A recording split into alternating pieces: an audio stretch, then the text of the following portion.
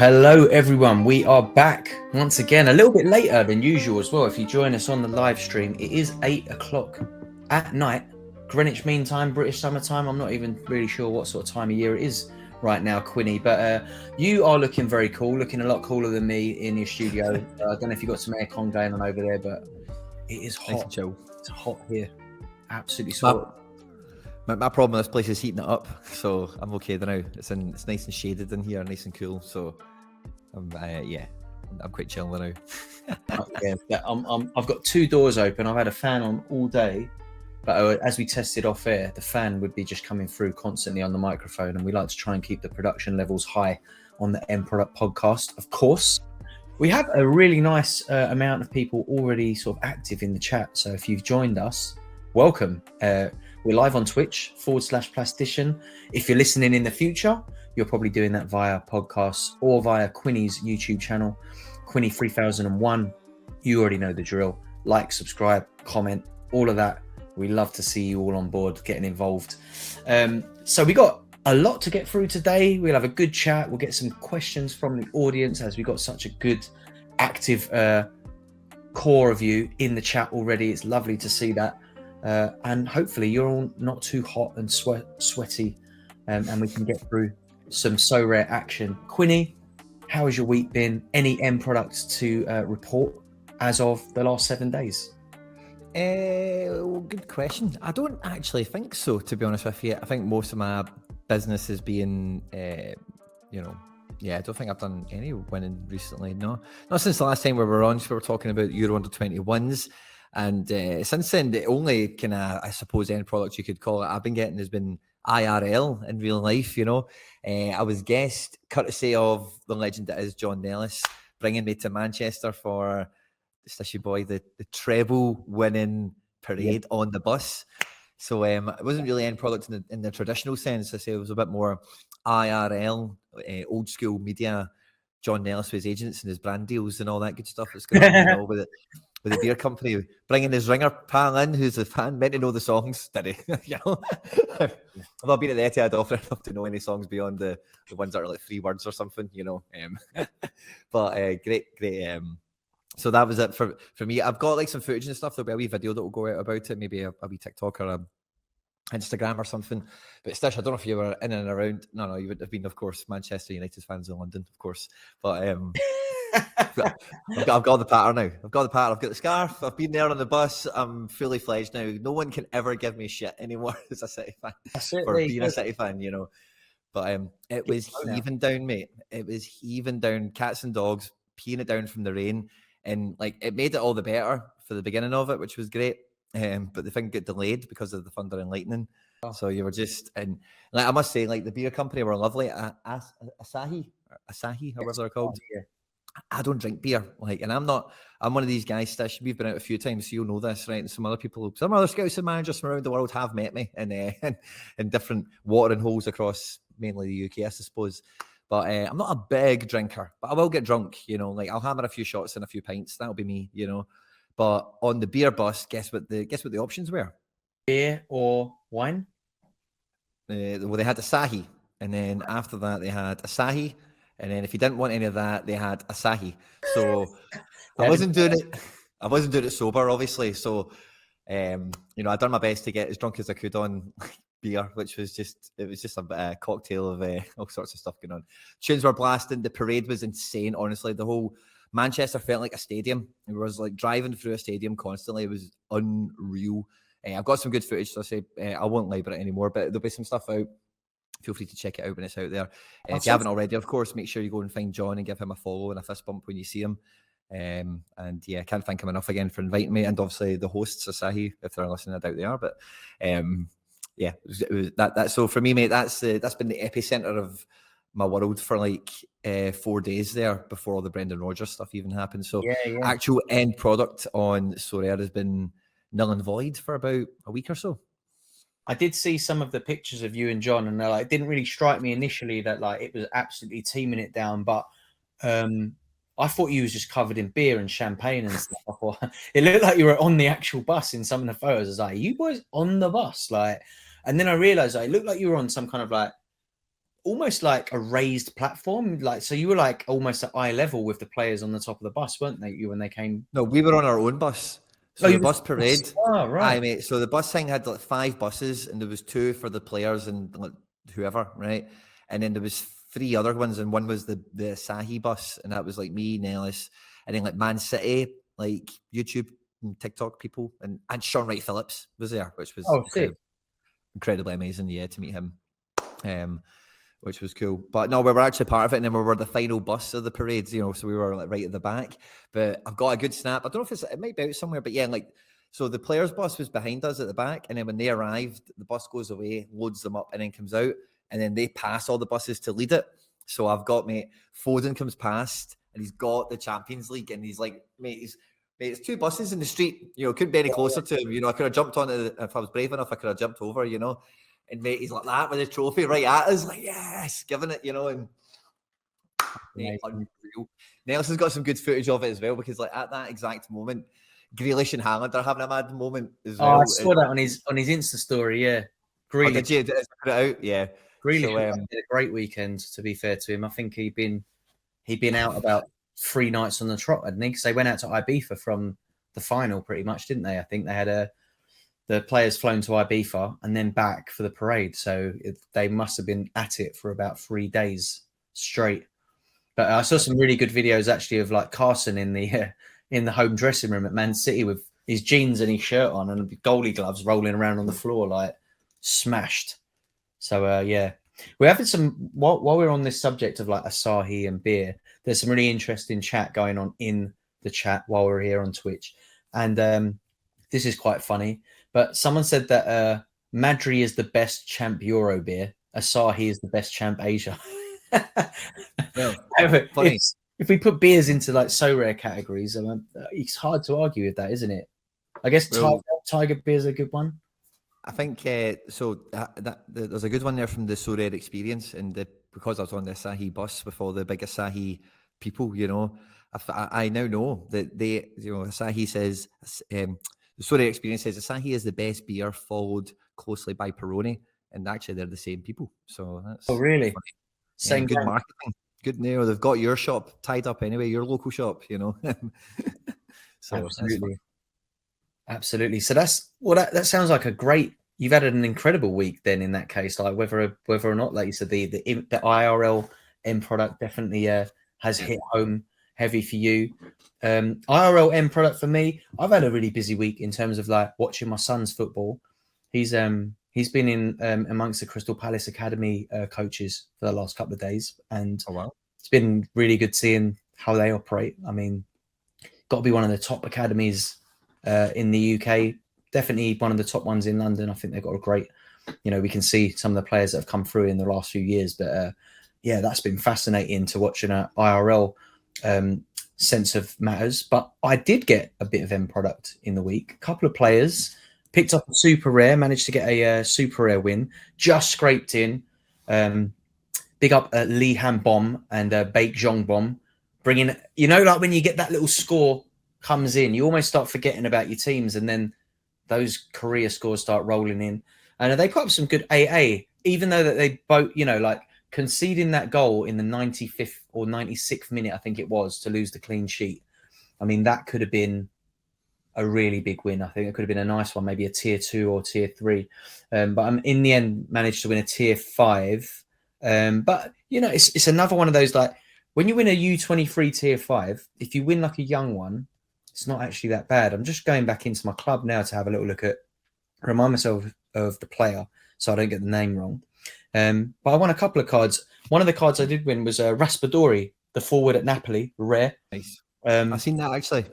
Yeah, and I think from, you know, if Osimhen leaves next season, from what I've seen of Raspadori, he looks a great player. And if you look at his scores on Sorare, you know, coming off the bench, he still puts up like 10 AA in like 10 minutes, which for a forward card and a U23 forward is really good. So quite excited about potentially getting some use out of him. I think my super rare, now I think about it, was not quite as exciting. I think it was at Gang 1.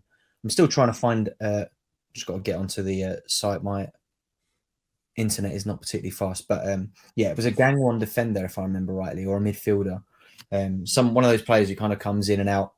Like with the some of the issues with the U23s in Korea is they'll either find themselves starting and coming off in 20 minutes or the other way around. So he's one of those players that when he does start tends to come off after about 20 minutes. So probably falls into those pools because it looks like he's a starter and stuff like that. But his scores, are like, his L15 is 38. So he might be one of those players that I get away with using occasionally. It looks like when he gets a half decent run of games, he can do okay. But he's nothing to write home about. He might be of use over the summer in cap 240 or something like that potentially. So bit of end product. Nothing too exciting. Nothing, but also I think Raspadori is nothing to be sniffed at. I think if Osimhen moves, could be a good little win that. So quite excited about it. In other news, obviously, from a personal perspective, and you, Quinny, have got some as well from a Celtic perspective, but Man United takeover is edging ever closer. Someone in the chat asked me what are my personal feelings about that. I think if we, I think there's obviously lots of things that people will be talking about, like similar stuff that we heard with the Qatar World Cup about, like human rights and all that kind of stuff's going to come in, and that's definitely going to be a part of the conversation. Newcastle stuff again. Yeah, it's kind of like that. And, like I have to hold my hands up and say I don't know enough about, I can only go off of what I've read on Twitter. I haven't done any of my own research, so I don't have to like speculate on that too much. But in terms of like the deal, if it's between Ratcliffe and the Qatari offer, the Qatari offer would, as I understand it, wipe the Glazers fully off of the board, and that from a Man United fan perspective makes a little bit better reading, I think, than Ratcliffe and them still having like maybe a 20% stake in the club. So from a purely football perspective, I think the Qatari bid makes more sense for the club.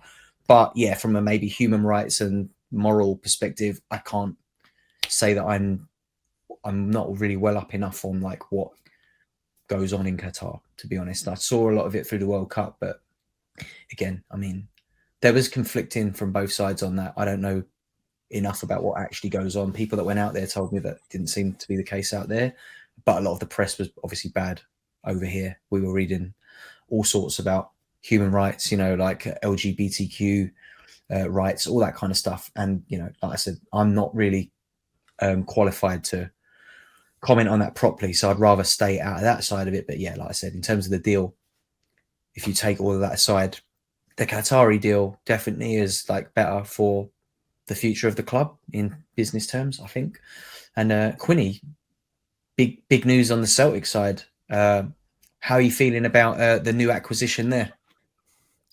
Well, it's not done. It feels like it is done, but Brendan, actually, I'm kind of mixed on it, mate, to be honest with you. It's one of those ones where at least he's a good manager, at least you kind of know what you're getting with him, so it's hard to be totally down about it or anything. But I think for you guys, it's like it's very similar to the whole Newcastle thing. Again, a lot of parallels with the Mike Ashley kind of regime in that respect. So it's one of those ones where like I'm never, it's one of those ones, politics and football and sport and all that stuff. It's just pure heavy murky water, And for me, like really, when you boil this stuff all the way down, it's really bloody governments and all that should be dealing with this, not football leagues and teams and stuff like that. Like if they're that bad, then do something like embargo them or something, or whatever it is, make sure they change, or whatever the consensus is for improvement.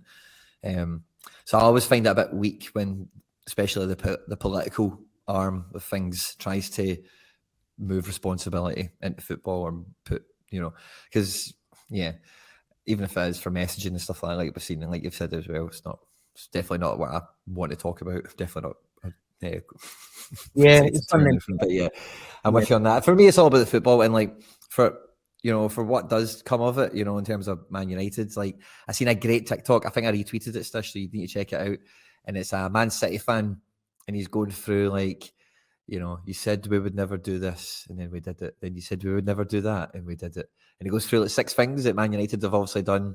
They've always held against City, trebles and 3 in a row and all the stuff. And then he goes, now I've got a list for you, Man United. And then, have you seen it? I've not seen it, no. Oh, it's a I have to belter, see it. mate. Is it on your Twitter or is it on like? I think I retweeted it. If I didn't, I'll go and find it and retweet it later. But or I'll send you it direct. Make sure you get it. Um, but so I think like for Man United, like you know, there's they're like the sleeping giant now of this kind of generation of football clubs. You know, in a weird way, the way Liverpool were, like through the back end of the noughties after they won it. You know, because Liverpool early millennium won a UEFA Cup or two as well before they went on and won Champions Leagues. Let's not forget. You know, like people do treat Liverpool as if they did nothing until that Champions League, but you know, they done some pieces. You know, it wasn't obviously what they were used to. And Man United are quite firmly. Feels like Arsenal have maybe kind of halfway avoided it with a wee FA Cup win here, and you know, finishing second and having a good run at the league this year. But I think Man United overall, like it only makes the league better if they, you know, actually play ball, like play football, like a mega team again, like the way Bayern and Real do, and stuff like that. And it's funny as well because I was saying to guys, because I was in Manchester from like getting on it with like-minded people, the amount of people that throw, especially Man United fans, let's just say, right, throw stuff at like City for spending and whatever. But see, if Alex Ferguson was a Man United manager today, he would go out and he'd spend 120 million on Declan Rice and he'd go and spend 100 million on Harry Kane. 100%.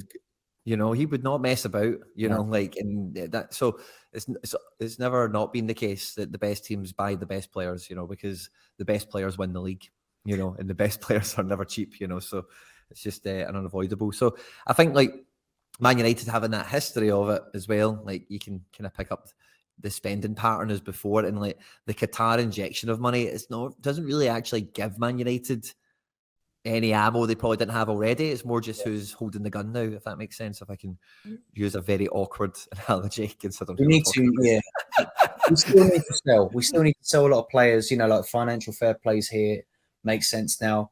We've got a lot of players we need to let go. We got a lot of players we need to take off the wage bill. We've got a few of them off already, but you know, I think it's going to rely a lot still. Not in financial sense, but, you know, financial fair play sense, maybe. We're going to probably need to move on Harry Maguire this summer. You know, there's a few players, obviously Phil Jones is leaving. We're going to need to like move a fair few players on, I think, before we can bring in a Harry Kane. And, you know, I think we're being linked to Diogo Costa, and we don't want to pay the money that they're asking. I think they're asking like 75, 80 million, and we're looking around 50 for him. And I think they're just playing a bit hardball as well, because Porto probably could do with that money. They maybe are just like, you know, put the Man United price on him a little bit. But whether or not we'll see him there this summer, I don't know. Verbruggen's obviously been linked as well. But I don't think Verbruggen comes in and like takes the number one from De Gea, whereas I think that Costa maybe has a bit more pedigree and he could come in and be number one. A lot of rumours of De Gea to Saudi. I've seen that, yeah. I mean, that would be a big plus for us in terms of wage bill as well, because he's got players. He's on about he's on what, 350 a week or something. De Gea, he's on huge wages. So Porto could do with getting him off the wage bill. They need the money.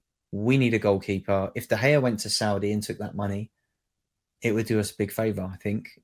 I'm not a massive hater of De Gea. I know a lot of people give him a lot of shit, but I think he's all right. I think a lot of emphasis is put on these days in modern football, like that goalkeepers have to be good with their feet, blah, blah, blah. But David De Gea, for me, is still one of the best shot stoppers possibly in the world. Like, he pulls off ridiculous saves, more so than he does make bluffs, right? And falls over and lets a ball through his legs, which he does do more than he should. But for every one of them he does, he'll pull off 2 or 3 saves that no other goalkeeper in the league you see pulling off, right? So you got to give him a little bit of credit where it's due. But yeah, I think in terms of like modern football, and like we're playing under Ten Hag here, he is the exact kind of manager who wants a goalkeeper who can play with his feet.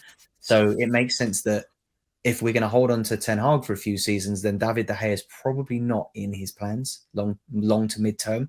And obviously his age is another thing, but I think maybe this season, if De Gea could accept a deal like that, could be a good move. But yeah, I'd expect a few transitional seasons from us if we get new owners. And, you know, Ten Hag did a good job last season. He'll be expected to build on that. But I think a good season for us next season is still, and United fans will hate this, but it's not winning the league. It is, again, Champions League, hopefully go far in the Champions League, and maybe win a trophy like a cup. If we can do that, there'll be a fantastic season. Bring in some more names next season. Get that injection of cash from the new owners. Like, you know, once we've solidified what we've got, get rid of a few more players off the wage bill, and then I think the season after will be really like, right, now you need to go and you need to, you know, have a run at this. You need to have a good go at City or Liverpool, wherever it is. Chelsea might be back up there. Then you never know. Like, I'm not too. I don't know. Like, this is gonna. I'm playing devil's advocate here, but I'm not that. I'm not that worried about Liverpool. I don't know why, but I just can't. I think that was a blip. I don't see Liverpool challenging again. I don't know why, but I just felt they're a bit lightweight this season. I think they got sussed out a bit. I think Klopp got sussed out this season. They do have some good young talents. I love Gakpo. I think that Nunez is much better than we've seen of him this season. But I do think, I don't know, man. Maybe McAllister will change things. I think the midfield was a bit of a pushover this season, but yeah, they might surprise me. But I'm not worried about them next season. I don't see them competing again for some reason. And I think they held on to that last squad a wee bit too long, eh? The Hendersons and the Milners and such. Naby Keita. Yeah. I don't know. Maybe they'll surprise us, but Man City just were too good last season. If they strengthen, we're all in trouble again, I think. Yeah, there's a lot of whispers about is Pep staying. What do you make of any of that? Do you think there's any chance he moves? Like, where would he go and why? He doesn't leave anywhere. He doesn't leave before his contract ends. His contract ends in 2025. I think it's more about extension talks and stuff like that. Because it's just that 2-year period where after this season, it's only 1 year left. So, you know, so begin the kind of chats and the rumours and all that now. But there's a great comment in the chat that I thought would actually kind of steer us dish back into Sorare territory a bit firmer. And it's the Saudi League, right? So the question comes in from Kawag and basically says something to the tune of, you know, is it inevitable? Is it an if rather than a when now at this point? Now, I might say kind of two things on it. We'll throw it to you, Stish, and we can have a wee back and forth. I think it is an if rather than a when. And I hold one player in the division, so I'm going to be holding on to him. And I think it's down for two reasons. Or let's say three, right?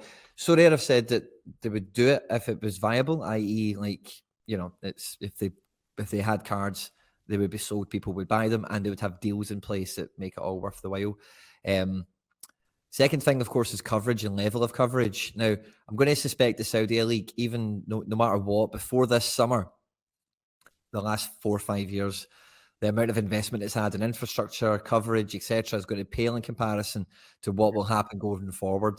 So I only expect the ability for maybe Sorare to get the sort of coverage that they need, or Opta to be able to provide it at a relatively level, might become cheaper, easier, or something might become a little bit less frictionless. Because you might imagine sometimes with some of these rural territories that getting the Opta coverage to the spec we need it at, maybe Opta do need to do it bespoke, you know, when someone is going to pay them the money for it, then maybe there's a lead time into it or something. I don't know, I'm imagining. But I think, so number one, I think there's now a viability for what Sorare said in the past. Like if you start getting Ronaldo, Benzema, Kante, De Gea, you know, there's another handful of like B-list guys as well that'll probably turn up there. Never mind the array of C-list guys that'll probably show up for some money. And to bolster Champion Asia, I think it would be a good move potentially, you know, if we're not going to do the China thing, which it feels like we're not at this point, but how long we've been on the game. Yeah. I think it is an if rather than a when. And the last thing I would say on it is I think we've all seen recently the people that own Newcastle bought or officially now announced that they own 4 Saudi Premier League clubs. So doing a deal with one of them surely is effectively doing a deal with 4. Surely now it's quite a hive mind situation with licensing over there, even if it would have been maybe a bit more. Because you see with Ecuador in these leagues, like it's like one team. You know, it's not like the whole league or something like that. No. So it might be a bit easier to wrap them all up in a bundle now. Get 4 of them on board, yeah. Especially if they've already got Newcastle who like are probably experienced in and know about, you know, what Sorare is and what they do, and have seen, you know, what the balance sheet looks like because of that. You know, they'll know a bit more about whether or not it's made sense for them. So yeah, I mean, I've always been all for covering leagues, whether or not we mint cards from it. But then I guess if we're talking about Asia as a territory, I think of all the sort of like leagues, Asia's the one that could do with a little bit of bolstering, maybe in the card supply. Like at the moment we rely only on K League and J League for our rewards in the Asia, and we're only really covering China and the ACL on top of those divisions as well. So you could add the Australian League there, you could add the Saudi Pro League, you could add like the Qatari leagues or whatever. There's probably not too many in that region that still have the level of coverage that you need. And obviously we've already seen with the K League the issues we've had this season in a league that is supposed to have the coverage. So I'm all for covering. And yeah, I mean, even if it is just a team or two, just to bring that coverage in, I'm all for it. I don't actually own any cards that are out there, as far as I know. In terms of like the Red X's I hold at the moment, where I'd like to see a bit of coverage from like a selfish perspective, I've definitely got a few that are playing in the Greek League. I wouldn't mind a bit of Greek Premier League coverage this season. That would be nice. But again, I think that Challenge is probably already massive. It's probably not at the top of their to-do list, is it, to add more teams into that Challenger division? Do you think there's any chance that maybe Challenger gets split? How we saw Champ Euro, like we saw the Championship moved out of Champ and into its own. I wonder if we see more Champ teams split into things in the coming season or seasons. What do you reckon? It gets messy because I think I think because of the way Champions done, it's also on like prestige, top 5 leagues. So then if you're to establish Challenger, then like what's the situation with Russia? You've only got 3 teams in Portugal. How good is Austria in reality? Same as Croatia, like in real terms of like global football, if we were to tier them all up as such. And then I think that opens the door for potentially like more leagues coming on and stuff like that, which maybe isn't something for the now. It's maybe something for much later on. Like I'm talking about, because the other leagues that are similar level to Austria and Croatia is like Poland and Denmark, which we have a little bit of already. But so I think if you start breaking up Challenger, you then need to fill it back out a bit, because I don't think it's quite big enough. And I know Champ is only 5 leagues, right? But you got to think about the payout. You got to think about the rewards. And like, if you were to play with Austria cards, that's brilliant, because you might win some PSV cards, or some Benfica cards or something cool like that. Celtic, whatever. Motherwell, if you've got some Motherwell cards, Van Veen up front, you might win an Ajax, you might win Haller or something, Yeah, true. So I think it's difficult to break Challenger up unless it's like obscenely spilling over, where it is like every bloody team in Europe now is on it. It definitely was like a big talking point, wasn't it? Maybe like 18 months ago on the platform, when Challenger was like expanding and we were getting new leagues coming and people were like, oh, it's too big. But it's not something that we really discuss anymore, is it? For a lot of people that have maybe joined the community in the last 6 to 12 months, they probably never really heard any of the like potential to split Champ. But Challenger Europe, sorry, not Champ. It was a big talking point on the podcasts and the sort of community, wasn't it, for a while? And you don't even hear about it now. In terms of like some of the things that Sorare are working on at the minute, did you see? You obviously seen some of the recent updates on the kind of user interface. What did you make of the new updates on things like now we can see when we send a manager an offer, we can see what they're kind of like, what time they're likely to take to get back to that offer. I thought that was quite a good addition. What do you reckon, Quinny? Did you like that? It's all nice little slice of life stuff we're getting now, as well. When you do a counter offer now, it's highlighted what the changes are, So if I'm sending you 2 cards and then I'm going to try and play funny buggers and swap one of them out with a similar name or something, it'll highlight, or even just if it was a 2 card offer now it's a 3, it'll highlight the third and show you like, oh, this is a new addition to the offer, kind of thing, which is cool. And it feels like we're maybe one step away from some sort of on-platform communication. But it feels like we're not too far away from that, because even the significance of what you're talking there, like a response time thing, that obviously has some control over, the way they're able to get that data to display it.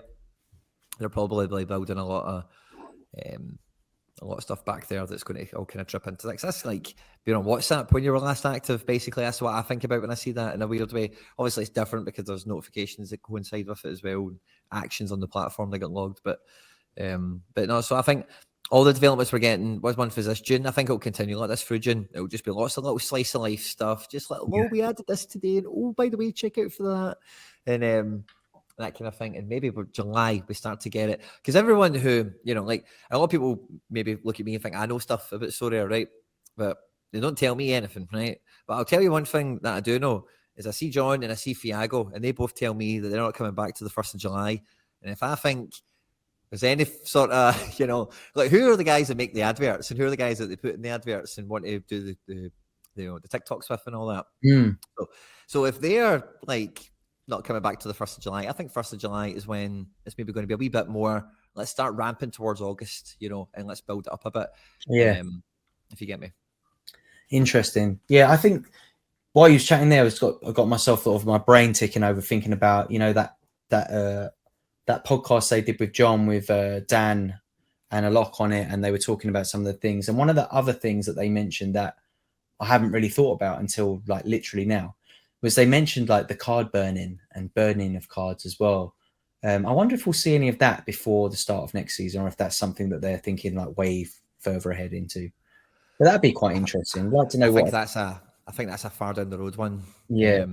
I think that's a limited solution that you keep up your sleeve for when you need it. Potentially, you know, like it's good to have limiteds as cheap they are now. You know, we've spoken about this quite a lot over the last 2 months or so, but because limiteds, like for all intents and purposes, are just really meant to be like consumer items. And I heard a lot of great stuff actually on limited time only, and somewhere else this week. I was listening to, I'm trying to get around as much content as I can, but it's been a busy week. But the amount of people, I'm seeing the same cycles happen again, where people are selling out of rares because they don't want to worry about, you know, ROI and gallery values. They just want to go cash a bit out and then just go get better limiteds that are fun and guys they know, etc., and plug in that way.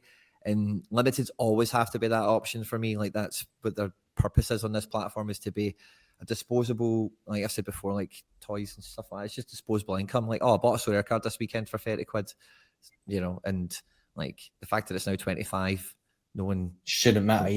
Yeah, no one cares. Like, you know, if that makes sense. Also, that's a lame example. If it was £10, maybe it's a different conversation. If it was £2, it's a different conversation, of course, if you're wanting to sell it. But again, you get the same problem with physical cards or Pokemon cards or fucking anything. But anyway, point being is where limiteds are now is kind of good. But I think that is a cycle again. There was a time not too long ago where it felt like there was too many limiteds. And you might even say there is maybe still a shade too many. But I think as long as they keep control over, like not pumping out like 40,000 auctions a day or something to make sure they hit all their serial numbers, then it's kind of fine. You can keep that burning mechanism up your sleeve for when you're at that point organically.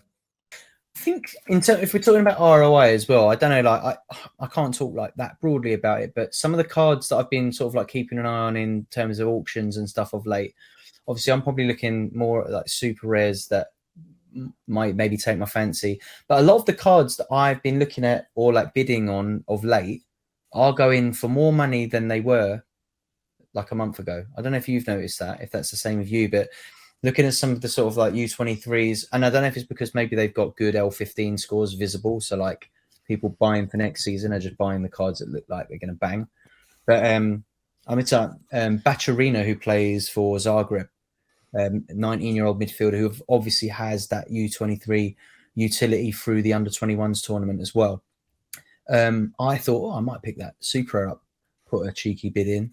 It went well over what the last sale went for. So I just like removed myself from like the bidding. But, you know, it still had hours left. So it probably went way over. Rolling sub. Have a little look at it. Yeah, rolling sub. Yeah, get me out. Yeah, I got out of that. I was like not involved at all. But I'm going to have a little look and see what that last super did end up going for. But I was surprised at how much over that went for. And then I was bidding on something else. And I thought, what does that normally go for? And I looked at like the recent sales, and the bidding was already well over like the last sales, and it still had like 19 hours left on that card. I can't remember what card it was, but you know, like looking at Bacharina's limited chart, it's on the up. Looking at his rare is on the up, and his super rare, yeah, I mean, prior to the one that just got sold, it's massively up. I mean, the one before that, 1.45. Yesterday, the auction went for 2.58, and then someone bought one on the secondary for 2.7 today. And it's like, is it too early to get excited about a possible little upwards trend in terms of like across the board, or are we just looking at a few unicorn cards maybe in the U23 for the next few weeks and months while teams are going? But it is interesting looking at, obviously, maybe some of the cards I've been looking at are U23 just because that's where, if anything, I tend to buy. But yeah, I've been surprised and quite like enthused by what I'm seeing in the market. Not great if you're trying to buy these cards, but it shows you that there's people out there willing to pay more than they were a couple of months ago for these cards. So the fact that some of them have less utility than they did as well. But obviously you've got that differential, which will come in heavy in a couple of weeks when that U21 tournament starts. I think Batcherina is probably going to be one of the main players in that tournament, like in terms of who's hotly tipped to do well. So maybe he is a bit of a unicorn, but definitely optimistic, let's say, that things look like there's a little bit of interest peaking. But yeah, I don't know about you, Quinny. Have you seen any like upward trends in the market activity? Any cards you're looking at? Yeah, completely. Yeah. I've actually received quite a few like direct offers and stuff like that, lots of trade offers. I'm getting an offer in on something random, kind of like every 12 hours at the moment. Like I've just got this mad feeling where I know I'll probably have a wee red notification there, and it'll probably be some random offer. And most of them aren't that bad. People are kind of at least trying to, but it's cards I'm never going to give away, so I'm not entertaining them, of course. But I bought a Rodrigo Riquelme super rare not long ago. I think I maybe shared that story on the podcast. I won't go into it in case I did. But the amount of money I spent on that, like, it wasn't that much. It was like £250, 1.16 Ethereum or something. But out of nowhere, I got 2 offers for 2 midfield super rares that might do a bit better next season, but are both pains in the ass. And they basically paid for the Riquelme. So it was Amadou Haidara at Leipzig, always injured and never certain to start. And Oscar Rodriguez. Now, I want to say Oscar Rodriguez to everyone listening to this, right? Because one of 2 things will happen. Oscar Rodriguez is like 25, 26. I think he's a Real Madrid Academy prospect. He is really good. Didn't do well with Sevilla last year. He never got a look in at Celta Vigo this year. He's away back to Sevilla, and they've got a different manager since when he left, of course. So who knows what will happen with him. But he's a goal-scoring attacking midfielder that can take set pieces. If Rakitic wouldn't be in the team, if he was to stay at Seville, if he did go somewhere else and play, he could do really well. So I do miss having him. And I do feel now not owning him is almost going to confirm the fact that he will be somewhat useful next season. So I just wanted to put that out there. If you're ever looking for a cheap La Liga midfielder, check on his status, see where he's at, see if he's playing friendlies for whatever team he's registered and blah, blah, blah. Maybe he could be a wee sneaky one that comes good. But I was thinking about it before we came on, Stish. If somebody said to me, trade Oscar Rodriguez and Amadou Haidara for Rodrigo Riquelme, I'd have bit their arm off. So basically, that's the way it's ended up for me. Because that's just the way I want to think about it. So that's the way I'm thinking about it. I just got them 2 out and brought somebody else in. But in the market, I say it's very busy, in that respect. There's a lot of direct offers coming to me. I'm actually finding myself going out a little bit less because I'm just kind of waiting for offers coming to me. I'm listing some cards. I'm finding the lister play element is really coming into it a wee bit now in terms of like, I feel like, I better list this guy for 2 days and I'll list this other guy for 7 days because of the game weeks and when they run, as well as, of course, like even guys that you fancied putting in training, you're not going to stick them on the list because then they can't fill the training squad and whatever else. So it's market-wise, the market is alive, Stish, and I think the main thing that I've got a nice little list there over 1, 2, 3, 4, 5, 6, 7 cards, right, that are across 3 different collections that I currently have little bits and pieces of that I wouldn't be buying to like have a collection or anything, right? But I could get them all up. I would have from what I've got already by buying those guys.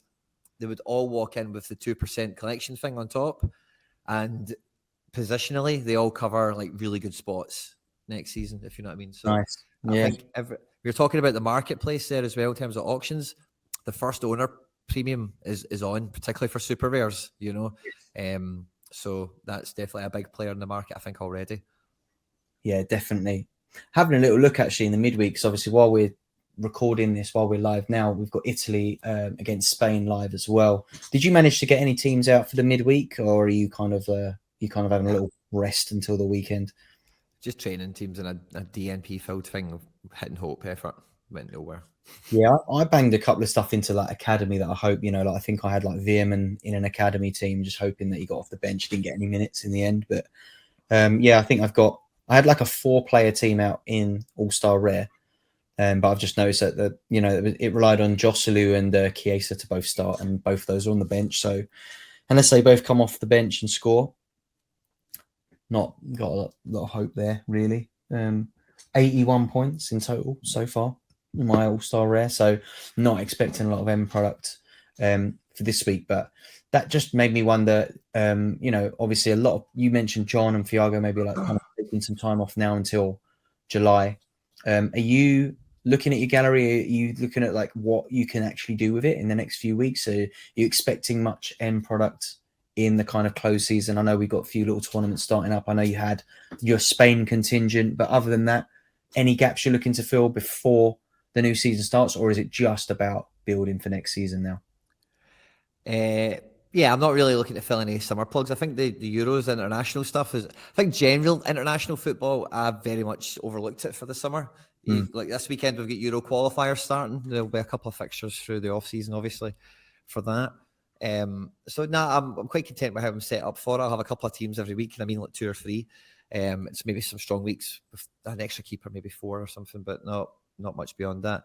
I think honestly, like the cup, we've spoken about it kind of in passing, Stish, over the last few weeks, but the coming season is going to be the biggest season ever to be a Sorare player and be up and amongst the End Product, going and smashing it. So it's like I'll be doing some stuff with the members over at some point, but I've wiped the board clean. I've wiped my strategy board clean of what divisions I play and what goalkeeper goes here and what midfielder I've got for this division. And it's I kind of know where I'm going to be, but there's so many moving parts across my gallery and probably a lot of other people's as well, with transfers and manager changes and this guy's out of contract and what about that loan move and all this kind of stuff. So I want to get up on the board now. Who's nailed? Like who's in a situation that's unquestioned at the moment? These things can always change with one tweet from somebody.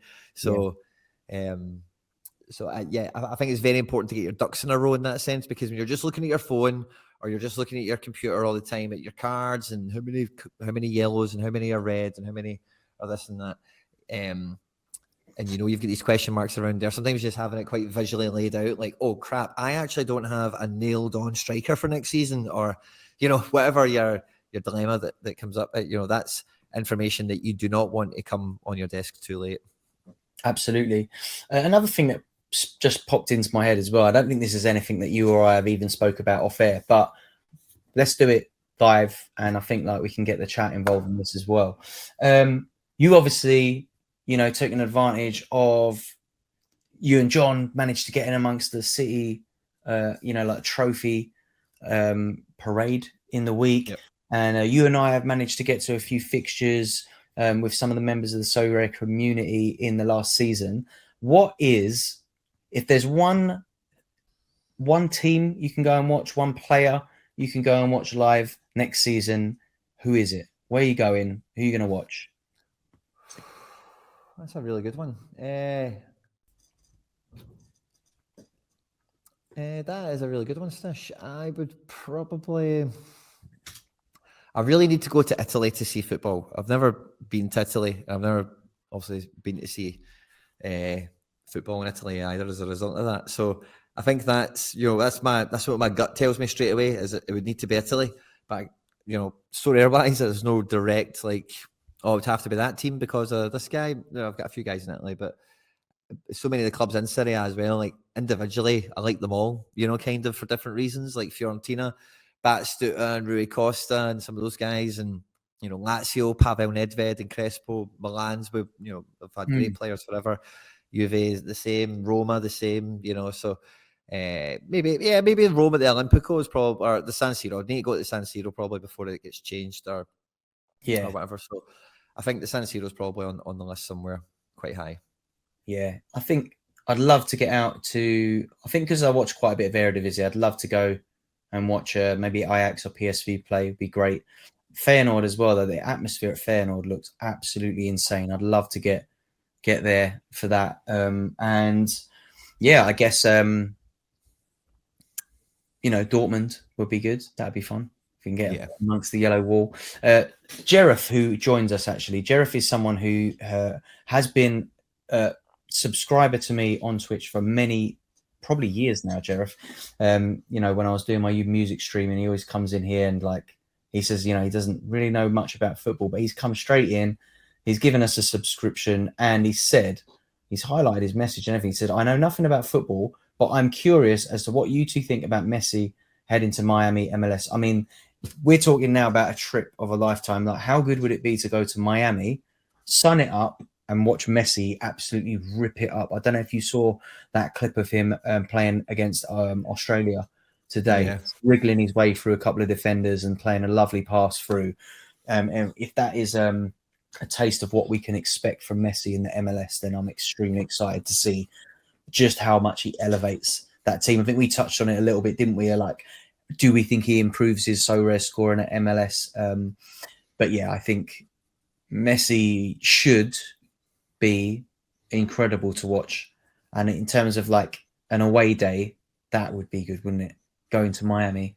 Sorare, if you're listening, we'll do a little End Product podcast live in South Beach.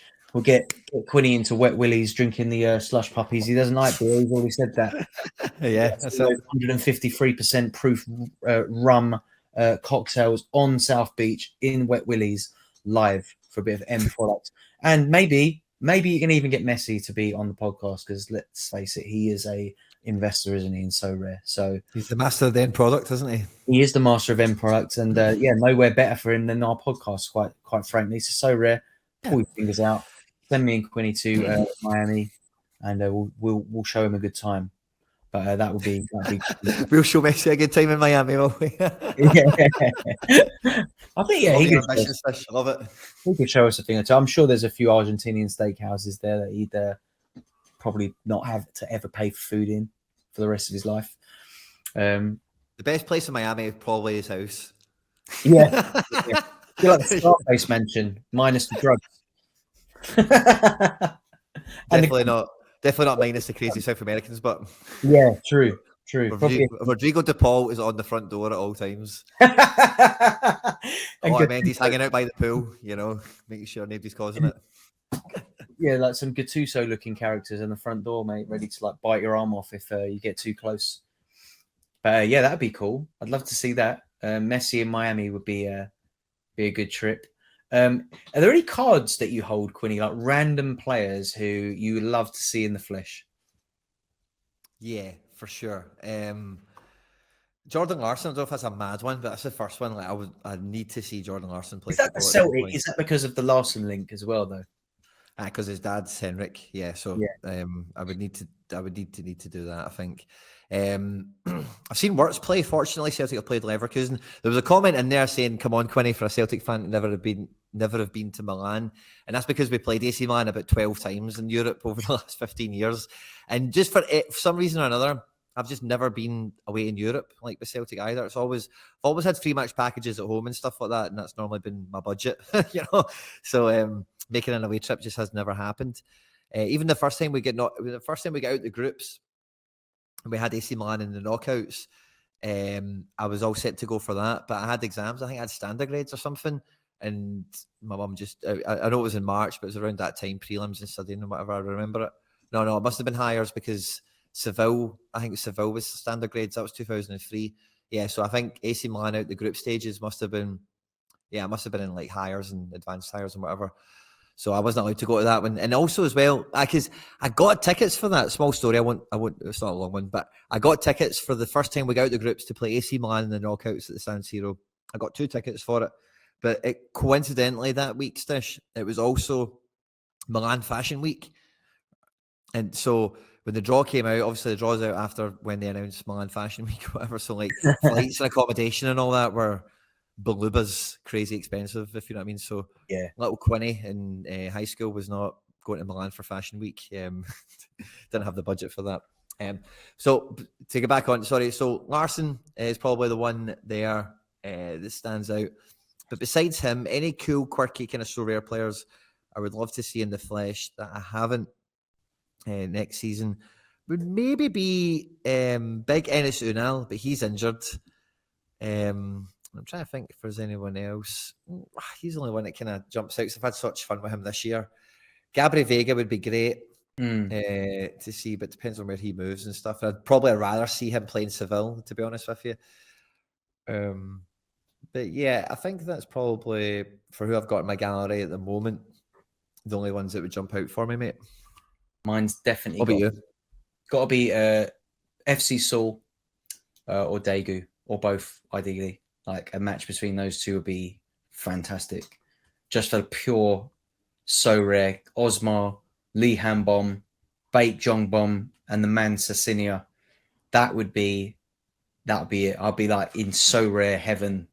Just like, yeah, that would be amazing. I'm sure there's people in the chat that would agree, like going to see like a proper Sorare cult icon like Cecilia in the flesh. I don't know why, but I just get the vibe, you know, like Hoodwink talks to him on like Instagram and stuff. It's like, come on, we get out there, we could definitely go for dinner with him or something. You just feel like he's like an approachable god. Like, come on, we get out there, we can get at him, we can talk to him. I'm sure we can make it happen. But yeah, Cecilia on the End Product podcast, that'd be cool. Osmar speaks good English. I've heard him on podcasts speaking English before, so maybe we get him on the podcast. That'd be good. Yeah, that'd be amazing. But yeah, I'd love to go to FC Seoul. My friend James, who we're having leaving drinks for tomorrow, he's actually going to Seoul to live for the next year to study out there. And he was talking to me about how he get tickets out there. And I said, apparently you can queue up and buy tickets on the day if you get there a couple of hours before. Because obviously they're in like the national stadium there. So they've always got loads of tickets spare. Obviously, I don't think they sell the whole stadium anyway. But yeah, there's plenty of seats usually. So that would definitely be... I think I'll get there this season at some point. It's happening. It's going to happen.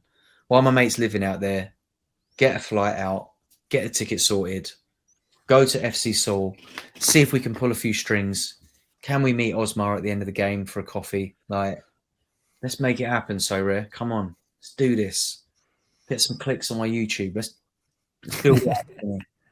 Let's start doing this. Content game. End Product podcast tour to Seoul. I know we've definitely got listeners in Seoul as well, haven't we, Quinny? Because we've always got a strong contingent of career players in the chat. I'm sure there's a few of you in there now. But yeah, Seoul's got to be the one for me. To be honest with you, anywhere in Korea, I'd love to get out there. It's a country I've never been to. So get out there, soak up a bit of culture and watch a bit of football and stalk a few Sorare players. So yeah. Sounds like a dream trip to me, and I'm sure probably to a few listeners as well. But that would definitely be mine, 100%. It's going to happen this year. Mark my words. We're going to make it happen. But Quinny, as we look ahead to the game weeks coming, we've obviously kind of touched on it a little bit. Not too much activity going on, but we do have a reasonably busy game week calendar for the weekend. I don't know what you've got going on. Have you got anything exciting? Have you got any kind of game plan for the weekend upcoming? Well, with the weekend being the Euros kind of getting on, I've got some international cards that I didn't expect to have. And I think this is like, you know, when you get this unexpected utility from cards, and like, this is just a wee bit unexpected because I didn't think about it or plan ahead, but this was kind of known. But you'll have this with cards when you're on Sorare that maybe there are guys you forget, maybe it's a fixture that gets rearranged that you didn't know about, maybe they qualify for a tournament you didn't know about, maybe they get called up, you didn't realise that when you bought them, whatever.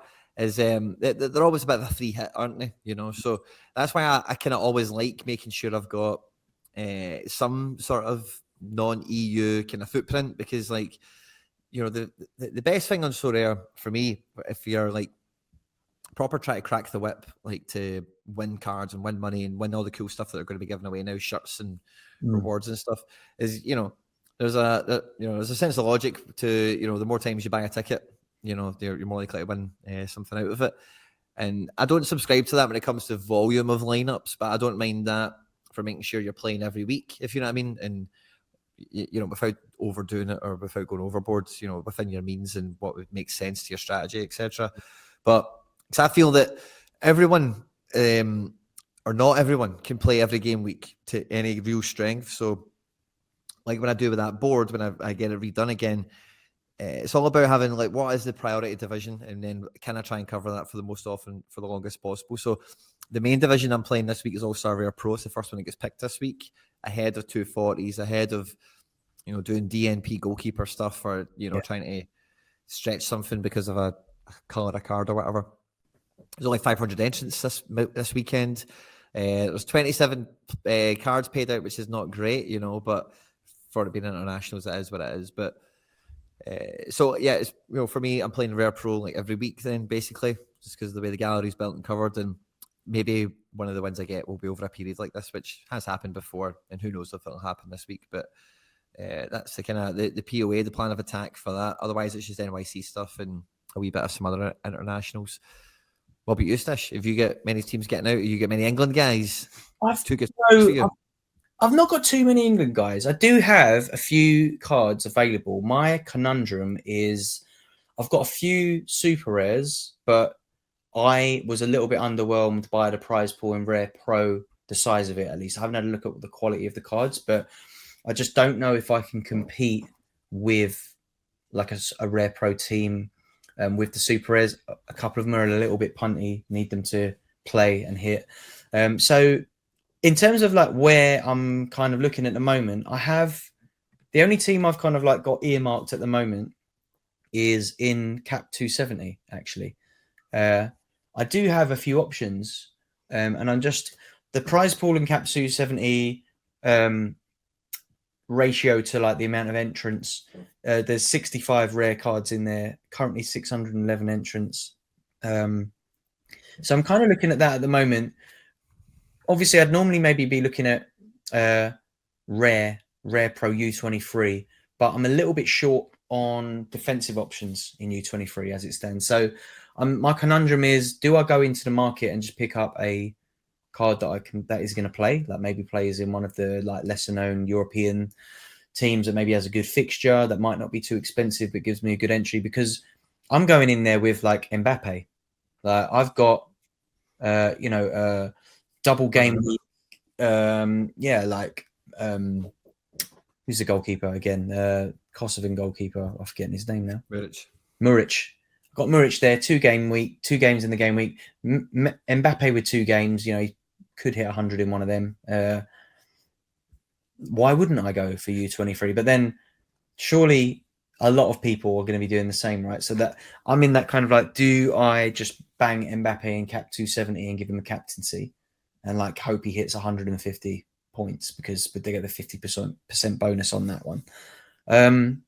Yeah, that's my conundrum. I do have teams, do have entries, but I'm missing parts in a lot of the kind of regional ones where like I might have an American goalkeeper but don't have the midfielder or don't have the forward.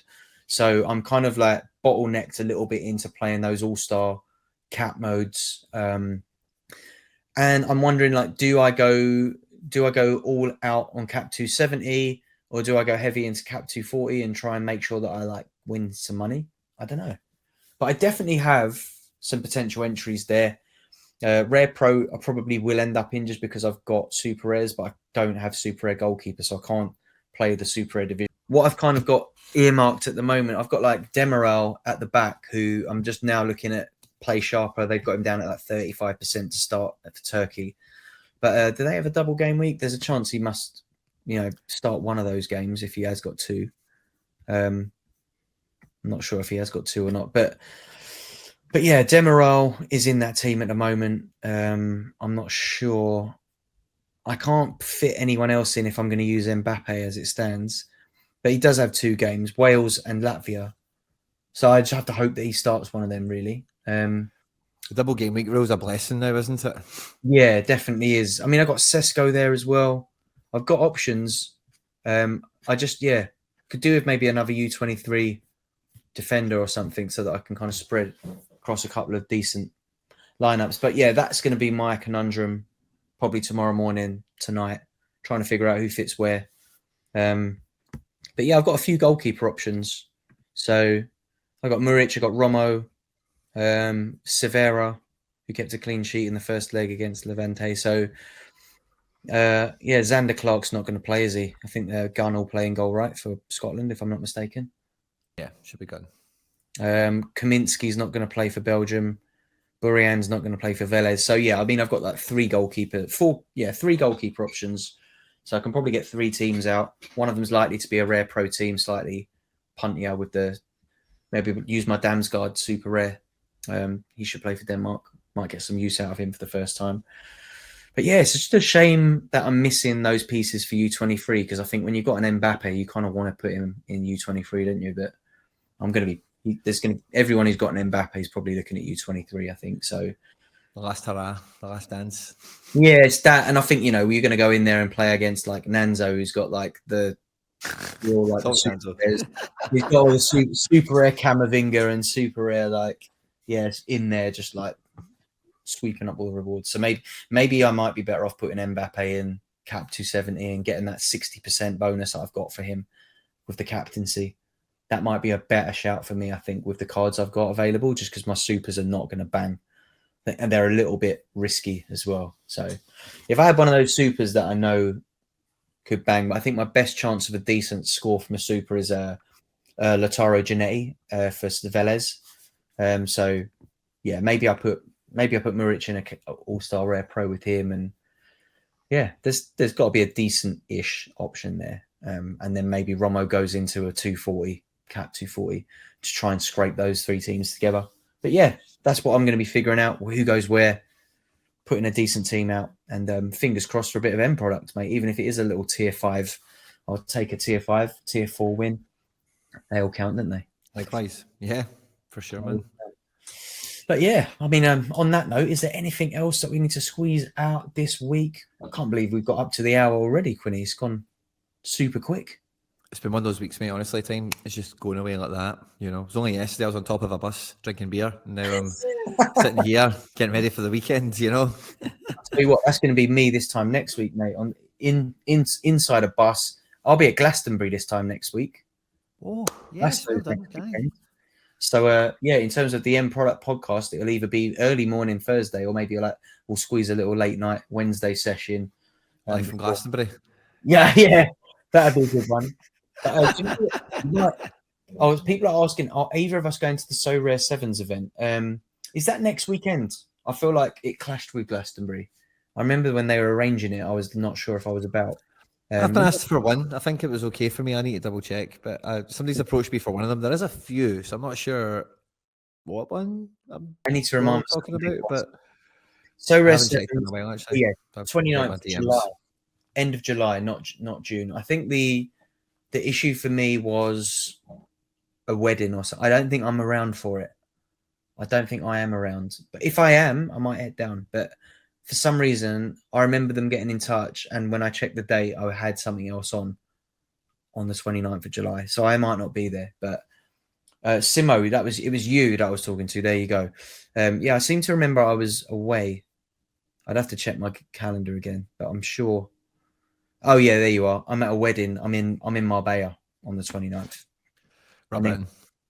In Croatia on the 30th. Yeah, I'm not around. Definitely not around that weekend. But yeah, that should be a good event if anyone's listening. Sorare Sevens, give that a little search on Twitter and you'll find all the tweets about it. But Simo, who's in the chat, organising a 7-a-side tournament and a little day of fun games and activities for Sorare community to get together and have probably a horrendous game of football followed by some fantastic beers, which tends to be the case, doesn't it, at Sorare events, Quinny? The football's normally secondary to the socialising that continues after it. But yeah, if anyone's listening, give Sorare Sevens a little search on Twitter and you'll find all the information on that. Quinny, you got anything planned coming up in the next week or so that we need to let the community know about? Oh, TBC on details, but in 5 days, it's my 3-year Sorare anniversary, as it were.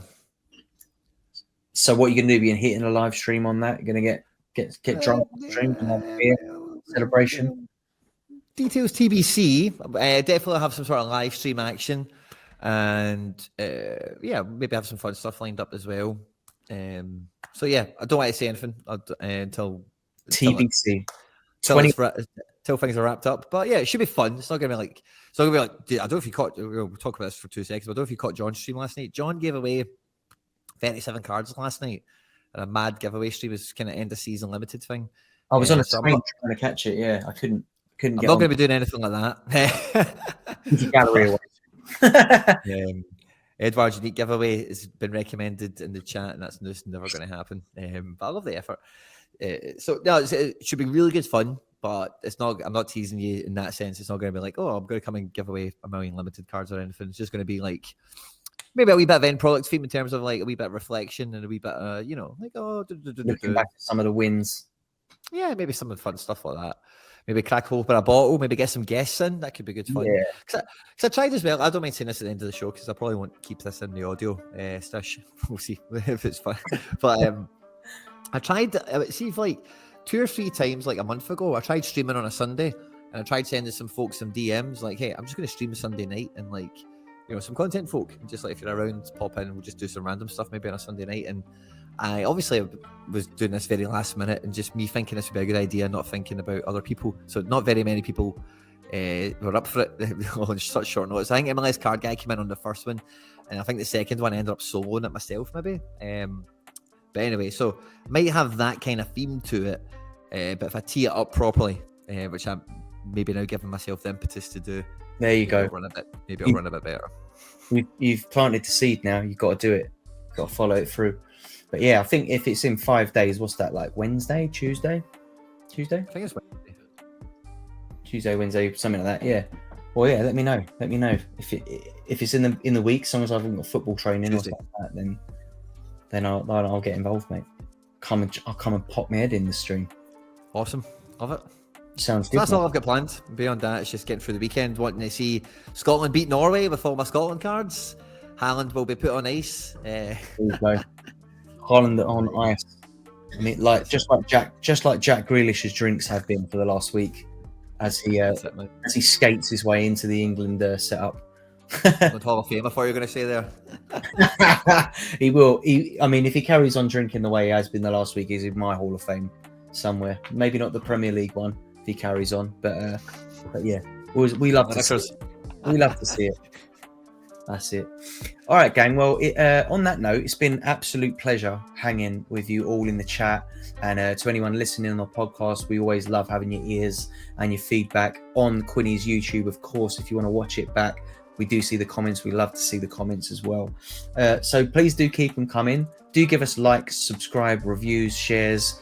I do see us getting quite a few mentions actually on Twitter in a lot of sort of Sorare threads. So thank you if that was you. I think John Nellis gave you a big up as well, Quinny, in the week. So big up, John. And we did see saw some of the lovely comments from the gang, bigging up the End Product podcast as well. So please do keep sharing. We love to see it. We always love to see you in the chat as well. So if you've joined us this evening, thanks once again. Hope you enjoyed the show. Quinny, it's always a pleasure, never a chore. And I look forward to seeing you next week before I hit the road to Glastonbury, mate. Good luck on the weekend. Thanks, mate. You too. Right, gang. Take care. And we'll see you again next week. Cheers all. Bye.